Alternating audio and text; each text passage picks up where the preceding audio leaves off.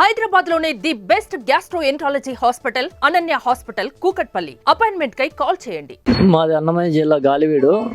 గత 4 సంవత్సరాల నుంచి వైసీపీ రాజకీయ నాయకుల అండదండలతో మా అన్న అనేటువంటి బి శ్రీనివాసులు, అతని భార్య రాధమ్మ, అతని కుమారులు నేను ఒంటరిగా పోతే అక్కడ నన్ను కొట్టడం జరిగింది.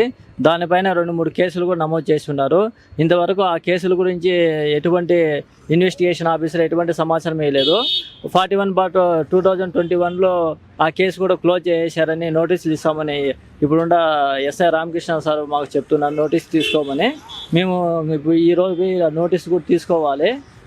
మొన్న లాస్ట్ వీక్లో 21వ తారీఖు కలెక్టరేట్లో ఎస్పీ సార్ గారికి మాకు జరిగిన అన్యాయం పైన అర్జీ ఇవ్వగా కోర్ కమిటీ సభ్యులని, మండల కోర్ కమిటీ సభ్యులని ఎంఆర్ఓ మేడం గారికి అప్పచెప్పడం జరిగింది.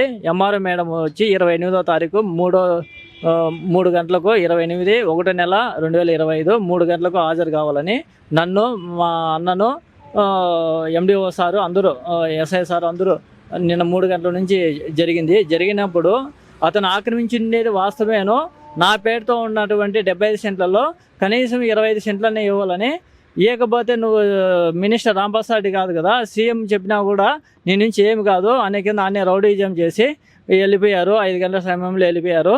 కానీ మళ్ళీ మాకు న్యాయం జరగలేదని మా భార్య మా ఇంటి ముందరే మాకు ధర్నాకు అనుమతి కావాలని ఎంఆర్ మేడం అడుగుతుండగా మేడం ఇచ్చేదానికి తిరస్కరించింది.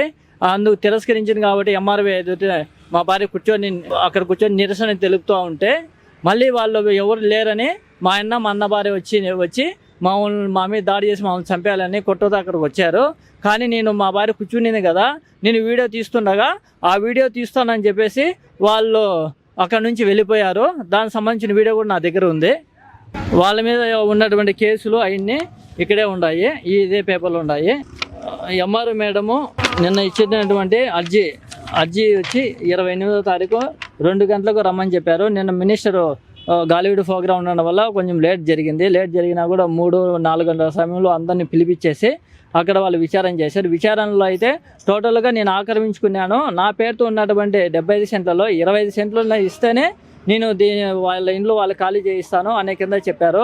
మేము అప్పుడే ఉన్నటువంటి ఎస్ఐ గారిని మా ఇంట్లో డాక్యుమెంట్లు, ఇంటికి సంబంధించిన పూర్తి అగ్రిమెంట్లు అన్నీ అక్కడే ఉన్నాయి, అవి కూడా మాకు రికవరీ చేయించాలా. కలెక్టర్ సార్ కూడా ఇది దొంగతనం చేసిన కేసు, ఇది అవి రికవరీ చేయాల్సింది పోలీసుల వారే, కానీ మీ బాధను చూసి నేను ముగ్గురికి అప్పచెప్తాను అని చెప్పేసి ఎంఆర్ఓ మేడం గారికి 21వ తారీఖు 20వ తారీఖు ఇంచుమించు 2 సోమవారం పూట అర్జీ ఇవ్వగా ఎంఆర్ఓ మేడంకు ఇచ్చారు. అదే విషయం సార్. ఆవుల చుట్టూ వరపల్లి కాడ మా జాగా మా ఇంటిని క్లీన్ చేయించుకుంటా అన్నారు సార్. నైట్ 10 గంటలప్పుడు వచ్చి మా బావ భార్య ఇద్దరు వచ్చి మా ఇంటిని పట్టుకొని కొట్టినారు సార్. అప్పుడు అంబులెన్స్లో పోయి కేసు కూడా పెట్టించినాం సార్.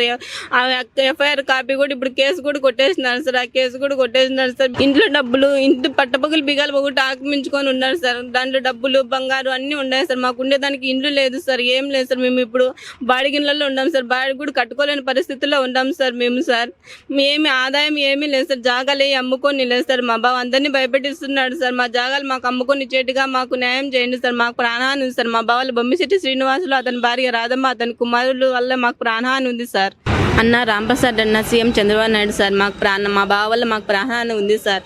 నాకు 2 చిన్న ఆడబిడ్డలు ఉన్నారు సార్, మగ బిడ్డ ఉన్నారు సార్. మీరే మాకు న్యాయం చేయాలి సార్. మా బావ మా ఇంటిని చంపేసి నన్ను చంపేసి నా బిడ్డలకు దిక్కేవారు సార్. మా అత్త మా దగ్గరే ఉంది, భూములన్నీ ఆక్రమించుకున్నారు సార్. తినేదానికి ఏమీ లేదు సార్.